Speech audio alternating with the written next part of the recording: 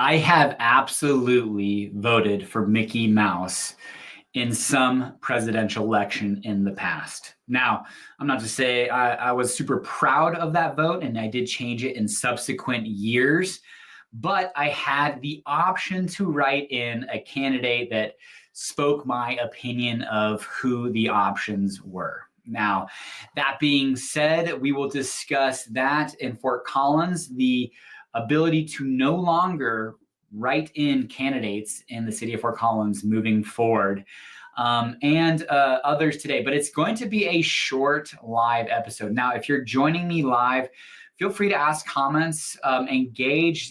This is absolutely an opportunity for us to interact with each other and ask specific questions about, really anything, but specifically about what's happened in Fort Collins, happening in Fort Collins in the coming week, city council review, some developments under review, things of that nature. But we will jump right in with a couple of things that have happened. Apparently, all Del Taco locations closed in Colorado. Now, apparently it's temporary. Now, that being said, I don't do a lot of fast food, but I was trying to look up the Mexican restaurant that was off of the Windsor exit. It used to be a Taco John's, and I was starving. One thing that I'm terrible at is I just ate for the first time at 11:30, which that's not too crazy, but I will forget to eat, and all of a sudden I'm jittery, I'm low, and so that was kind of I was coming home from, I believe, a showing in our appointment in Windsor, and saw this new Mexican restaurant drive through, stopped through it. I mean, it was solid. It was definitely solid. It reminded me of the taco trucks that you kind of see at some of the food truck rallies in Fort Collins during the summers. So it was solid. And actually, I asked them if they were a part of that, and they said no, but they do want to have taco trucks in the future. But if you are a Del Taco fan, apparently it's temporary, so they'll be opening up in the future. Speaking of closings, a gym, and I'm a big man. I don't think I would ever want to run a gym, even though I like the business model. I like the idea. I think a lot of the theory of it is, you get this monthly subscription, monthly payment from a client. And a lot of these people don't ever use the gym. So they're just paying on a month. I will not throw him under the bus because he is a friend and an agent of Sukup Real Estate Services. And there's only, 5 of us total. So you can rule down some of the numbers here, but he has a gym membership that he refuses to cancel because, he can't do it, but he never goes. I think like 2 or 3 times a year, just doesn't like the gym, which is hilarious to me. For me, it's a reprieve. It's meditation. It is something that gets stress out of my mind. It's a me time for an hour and a half to 2 hours, every morning. But the theory of having a gym is really attractive. It's like, okay, you have maybe 50%. That's a number thrown out of people who don't actually come to the gym, but are paying on a monthly membership. And so not using your services, but paying for it.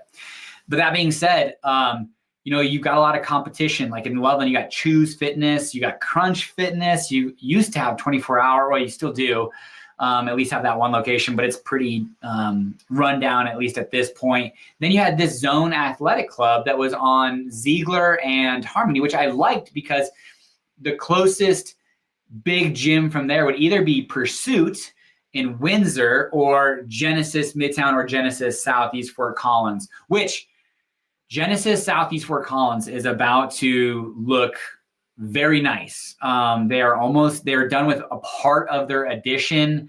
It's gonna look awesome. And I believe they're offering discounts to people and will honor those memberships even after the renovation's done. When that renovation's done, I mean, we pay $170 a month for our family of 4, which includes $40 per month for childcare, which is a cheat code in Fort Collins. I shouldn't say this too often because honestly, I don't want too many people to go there because I do think they cap out kids at the daycares. And the last thing I want is to get there ready for my workout, to drop off my kids, and then like, oh, we got too many kids.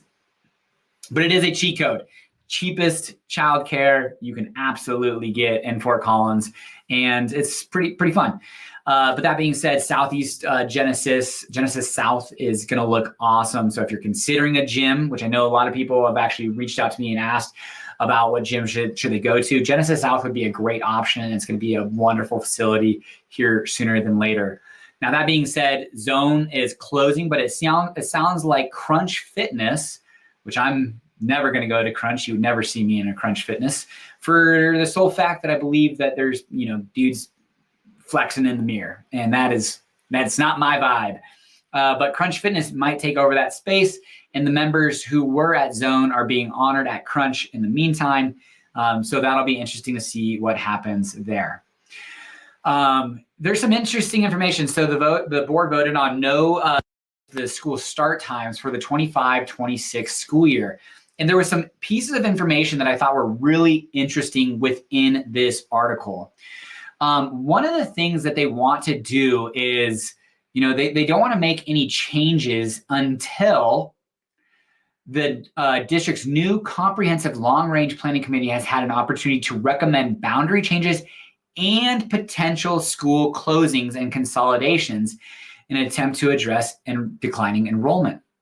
So it's still very much in their purview of consolidating schools, closing schools, school boundaries, which was a big to-do last year. I believe it was I'm pretty sure. Yeah, I'm 99% sure it was last year. They were considering closing Johnson, Beatty, a few other schools. In Fort Collins, a middle school like Preston was on the chopping block. And ultimately what happened was they said, let's pause. Let's get some funding by way of a mill levy that passed.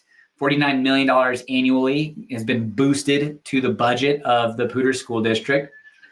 And to give them this kind of headway to build these long-range plans, a little bit more from what the citizens of Fort Collins see as more sophisticated metrics and reasons for shutting down these schools.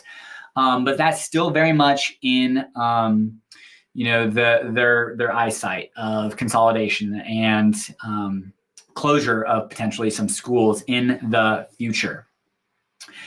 One of the things, so every middle school will start at 7:30 a.m. That to me is wild. I remember I started at 7:50 and we were just across the street. And I mean, some of these buses of when they have to pick up kids to get them to the school by 7:30 is pretty intense.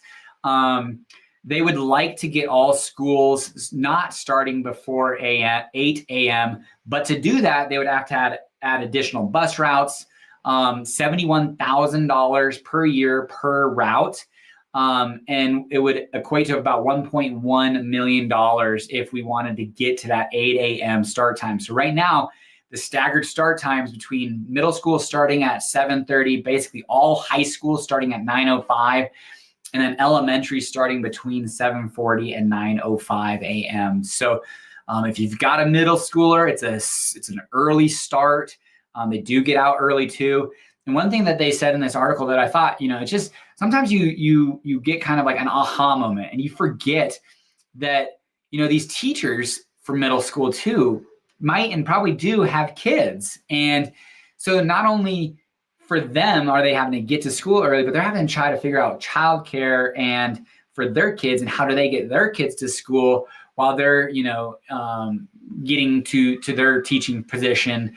So lots of things in motion, but for at least the next 2 years, school times will remain the same. And, self-driving buses come, sooner than we expect, which I wouldn't be surprised if they're here sooner than later. Those start times you can expect to be 7:30 and 9 a.m. Now, I'm not a big conspiracy theory guy, but, this AI stuff's crazy. First and foremost, the self-driving. My dad actually was in Scottsdale and saw, is it a WAMU car, a self-driving car pulled up next to him. That's here. I mean, it's here for sure. And then, robots. It's interesting. It's going to be so interesting to see how our WAMU. Thank you, Logan. Appreciate you. Good luck, man. I'm hoping for you, Caleb. I know it's going to be, there's some timeline deals, but good luck. Caleb and I chatted about it. Top notch dudes. I appreciate you chiming in. Waymu, got you. Okay. So, but that being said, man, it's like, gosh, it's like thinking about our long-term care and, it's like, what about, are we going to have the homes, or is there going to be a robot taking care of us? I don't know. Like, how do you plan for retirement? Do you need to set aside? So all of these things are changing. And so I'm sure there'll be changes in the future of school start times, all that kind of stuff when these things become a little bit more of a reality. But if you have kiddos and if they're in middle school, plan for 7:30 for at least the next 2 years, high school 9:05, elementary sometime between 7:40 and 9:05 a.m. All righty, let's see here. There wasn't much at City Council. So again, this is going to be a relatively short live today, but the urban forestry, strategic urban forestry plan, this is a long-term plan. There's so many long-term plans in Fort Collins. The city of Fort Collins, long-term plan, Vision Zero, transportation plan, master plan. There's just a ton of different big kind of guiding principle plans in Fort Collins. And one of them is our urban forestry. And we've got like 57,000 trees or something like that in Fort Collins that are publicly owned. And a lot of the growth and development and how do we keep our tree canopy safe. And so that was voted on 5-1. Kelly Olson does not like a lot of the tree degradation that's happening, loss of tree due to commercial development, and deaths of trees. He doesn't think we're doing enough to plant new trees, which interestingly enough, we used to plant 500 new trees a year. Now we're planting 1,000 new trees every year. So, me personally, I've actually been driving a lot through other towns recently, Meade, Johnstown, Berthoud's and Timnath and Severance and east of Colorado. And one of the things that I think Fort Collins actually has a great canopy. So I am pretty excited about it, and it just will continue to get better. I do know there will be a lot of, I think there's some trees that are having issues, and like it's not a matter of if, but when they die due to some of the diseases that are going around. So we'll have to replace those, but that will happen. And then finally, I think the thumbnail and the title is No More Write-In Candidates. And I think there's a little bit of like confusion around that, because essentially there is our code and our charter. Our code essentially is like that we abide by our day-to-day operations, and our charter is how our city is governed, how our people are elected, how our positions are handled, and what are kind of our guiding rules that we have to play by. And our code can make laws and day-to-day operations that play within this charter. And if we want to change anything in the charter, we have to vote on it. If we want to change anything in the code, City Council can change that.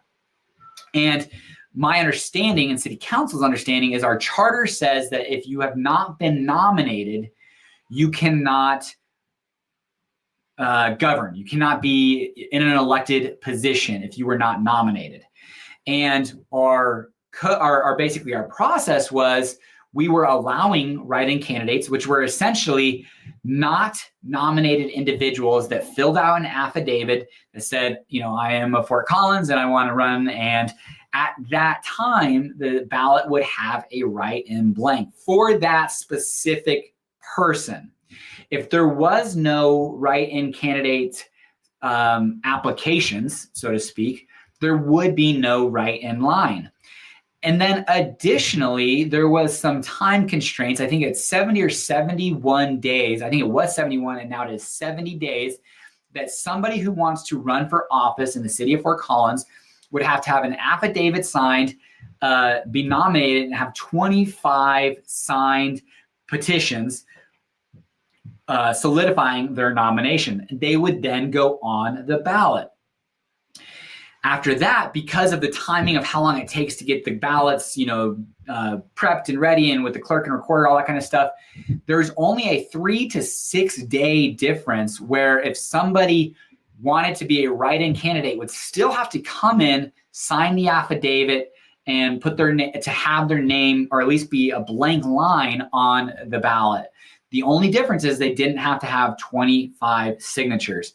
But after that 3 to 6 days, if no one puts their names in, then it just goes to whoever was nominated and had the 25 signatures. So, from my perspective, it was a really big moot point of like, if we are going to want a write-in candidate, which I am not against. I'm definitely I'm all for, honestly. And like I said at the very beginning, whether I'm proud of it or not, I have voted for Mickey Mouse in the past one time. And that was, for a presidential election, always a blank line to write in whoever you wanted. And I think that there should be that optionality behind or available to the citizens of Fort Collins, because apparently there was a write-in candidate who won in Alaska. And I think it's just it's a good part of the democratic process. Now, I do think that also a lot of those votes ultimately kind of get discarded because, the world that we live in currently is a two-party system. And, so that being said, if we wanted to do that, we would have to change on our charter that there can be write-in candidates, which we would vote on. So there's only specific times, annually that we can make those changes by way of voting. And so the current process was voted 5-1 to remove the ability to have a write-in candidate. I think on the surface kind of comes off as anti-democratic, but I think just because of all of those finer details of, can somebody who is elected, if they're elected on that write-in, actually serve based off of our charter? And there was confusion, and the thought was actually no.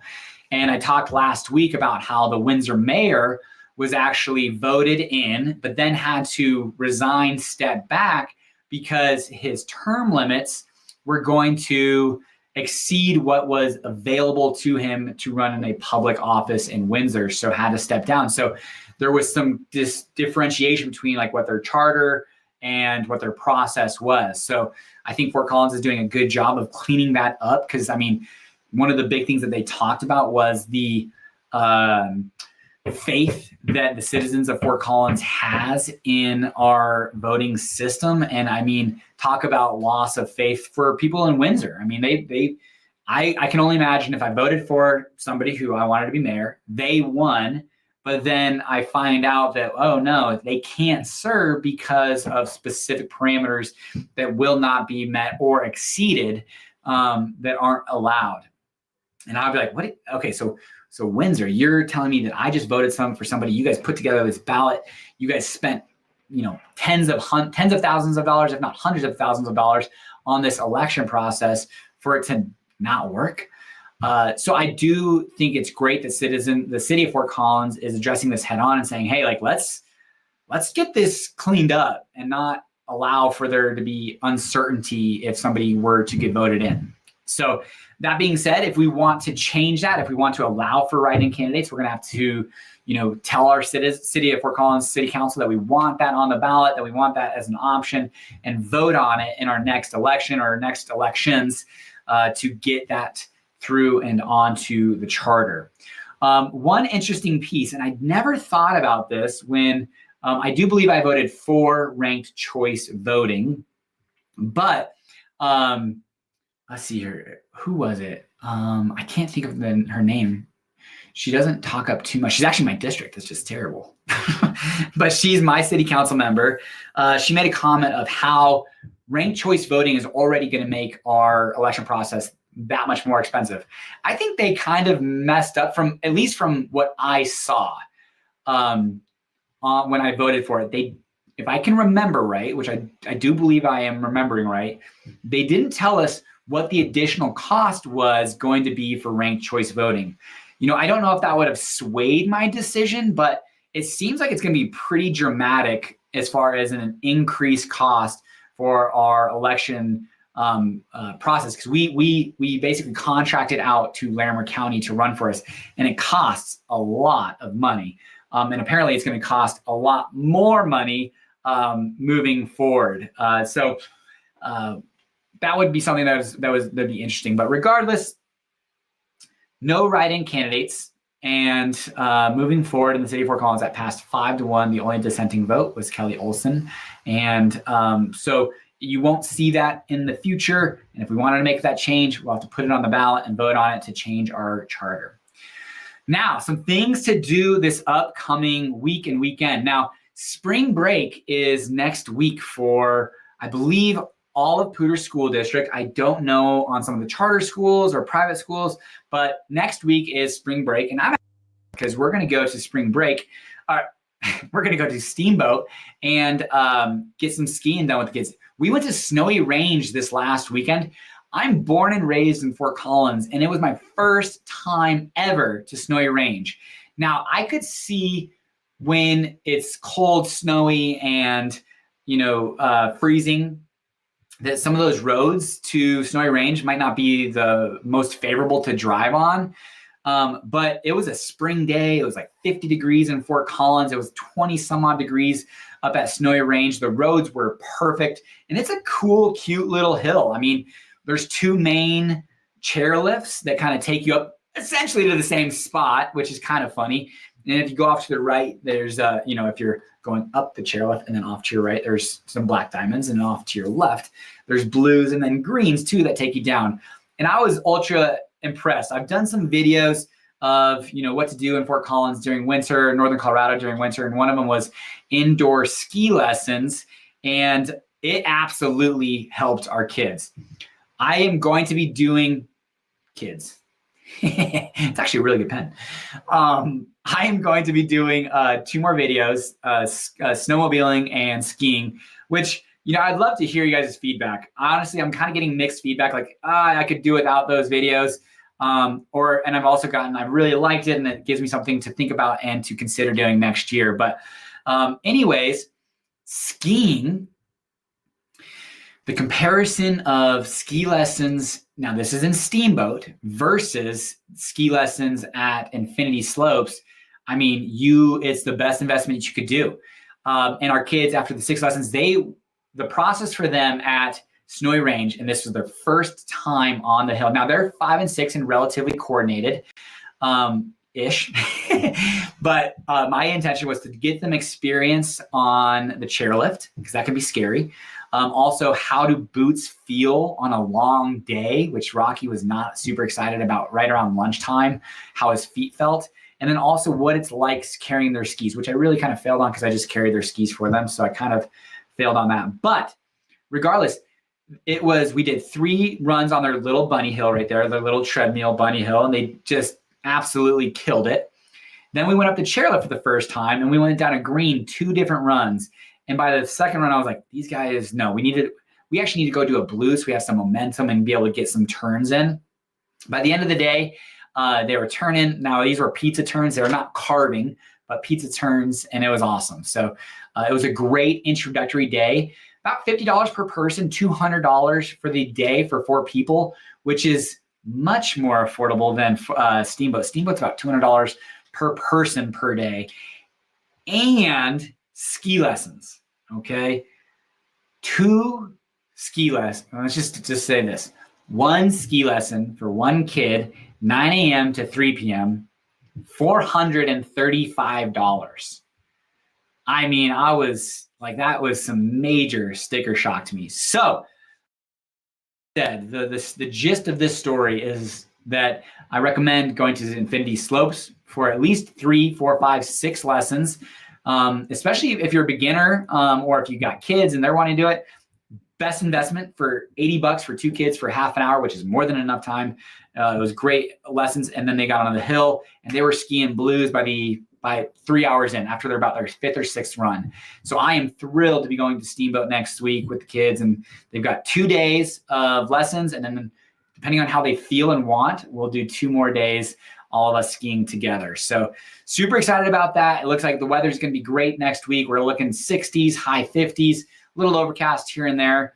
And then coming up, St. Patrick's Day bar crawl. That is going to be wild, green beer everywhere. Make sure to go check out Lucky Joe's. That is kind of the place to be in Fort Collins. But also there's there's other options all throughout Fort Collins. So that should be a fun weekend for everybody. There is also, I believe, a 5K, and I can't remember what it's called, but there's a 5K this weekend. And then if you're into basketball and love basketball, which I do like, CSU is on a tear. They're on the outside looking into the March Madness tournament, but the Mountain West tournament starts on Wednesday and goes through Saturday. I'm not going. I've never been to the Mountain West tournament in Las Vegas, but I really, gosh dang it, like part of me just wants to be like, Janae, I'm leaving. I don't think she'd like that very much. But regardless, I'm not going to do that, probably. I don't know. But they are on a tear. They're one of the most hot teams in the country. And if they, I think, win 1 or 2 games, they might be in the NCAA tournament. So that's this weekend as well. But then also at Blue Arena, the 2A state tourney is there. Now, I don't think Haxton's going to be in it, but I believe they've been in it before, which is where my sister lives and brother-in-law live, and he's a coach there. So it's kind of fun. 2A, in Colorado, we've got 1A. Well, actually, we've got, for football, we have 6-man football. Never had heard about it before my sister moved to Haxton. Then you have 8-man football, which is what Haxton, Colorado participates in. Then you have 1A, 2A, 3A, 4A, 5A, and 6A. And when I was in school, it was just up to 5A. So I don't know what the differentiating feature is between 5A and 6A. Obviously, it's how many kids are in your school, but I don't know if 5A and 6A compete together for basketball or how that is all separated. But that this weekend at Blue Arena 2A football. That is all I've got. Now, here we go. The Lucky Brew 5K, 10K, and 15K races at Eastman Park in Windsor. March 16th, the price is $16 to $65 per person. So if you're looking at doing some running before you drink some beers, there you go. There are some ideas for you. And also, I am still keeping an eye on it. There is an additional ADU submitted for development for a basement of an existing home. So turning in the basement into an ADU, essentially a duplex. So we're still watching this pretty closely. It looks like there are some people that are wanting to leverage this ADU and thing in Colorado. So if you guys have any questions, feel free to reach out. But I appreciate you guys watching. Logan, if you're still watching, good luck. If you guys have any questions or comments, feel free to leave them below. I will make sure to get back to them as soon as I can. But otherwise, enjoy your day and week. Take care. Bye.